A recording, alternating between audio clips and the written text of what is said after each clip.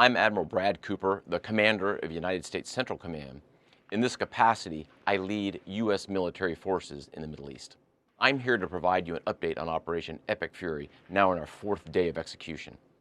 First, I'd like to express my deepest condolences to the families and teammates of the extraordinary Americans who've been killed in action, and I'd also like to extend our prayers for a speedy recovery to the wounded. Yesterday, you heard from Secretary Hegseth and the Chairman of the Joint Chiefs. Today, I'd like to give you an operational update on where we are and provide you with some key facts. By order of the President of the United States and the Secretary of War, our military in the Middle East is undertaking an unprecedented operation to eliminate Iran's ability to threaten Americans, as they've been doing for nearly half a century. Having spent more than 36 years in the military, I could not be prouder of America's sons and daughters in uniform who are answering the call. More than 50,000 troops, 200 fighters, 2 aircraft carriers, and bombers from the United States are participating in this operation, and more capability is on the way. These forces bring a massive amount of firepower, representing the largest buildup by the U.S. in the Middle East in a generation. In the opening hours of Operation Epic Fury, U.S. Central Command forces, together with Israel, delivered overwhelming and unprecedented strikes into Iran. Many of you may remember the shock and awe strikes of 2003. The first 24 hours of this operation were nearly double the scale, and we continue with 24/7 strikes into Iran from seabed to space and cyberspace. Now, we're less than 100 hours into this operation, and we've already struck nearly 2,000 targets with more than 2,000 munitions. We have severely degraded Iran's air defenses and destroyed hundreds of Iran's ballistic missiles, launchers, and drones.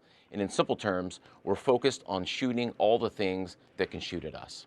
Our B-2 bombers and B-1 bombers have executed uncontested surgical strikes against multiple missile facilities deep inside Iran.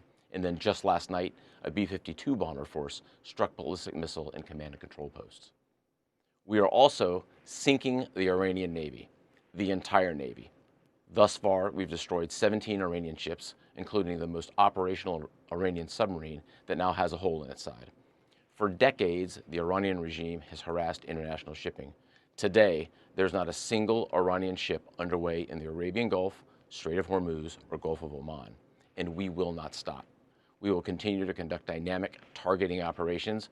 We're hunting Iran's last remaining mobile ballistic missile launchers to eliminate what I would characterize as their lingering launch capability. Now, in retaliation, the Iranian regime has launched over 500 ballistic missiles and over 2,000 drones.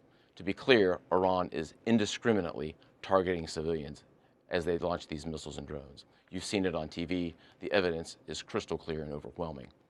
Having said this, we are seeing Iran's ability to hit us and our partners is declining, while our combat power, on the other hand, is building. And my overall operational assessment is that we are ahead of our game plan. Along the way, every single branch of our military is achieving unprecedented success. I'll talk about just a few of them.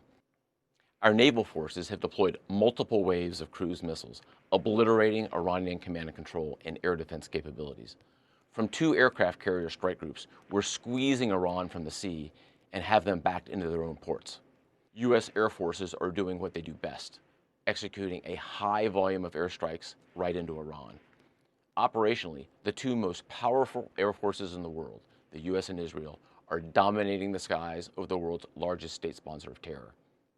Our U.S. Army soldiers are defending ourselves and our partners, and in a historic first, the U.S. Army fired long-range precision strike missiles called PRISMs in combat, providing an unrivaled deep strike capability.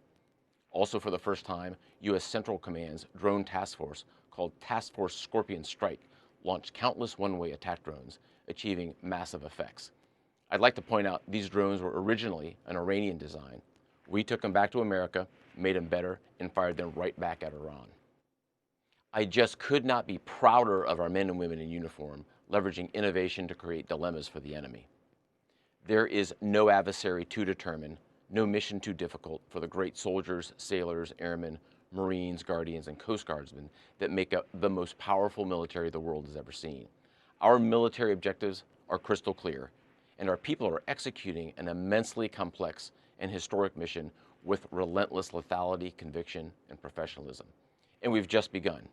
but I have the utmost confidence that we, alongside our partners, will absolutely achieve our military objectives. To all our warriors, Godspeed.